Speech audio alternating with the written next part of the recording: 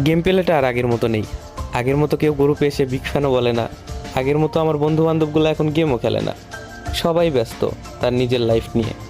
অথচ আমি এখন এই গেমটাকে ছাড়তে পারলাম না, কারণ এই গেমের সাথে জড়িয়ে আছে আমার 6 বছরের ভালোবাসা, কত আরও আবেগ।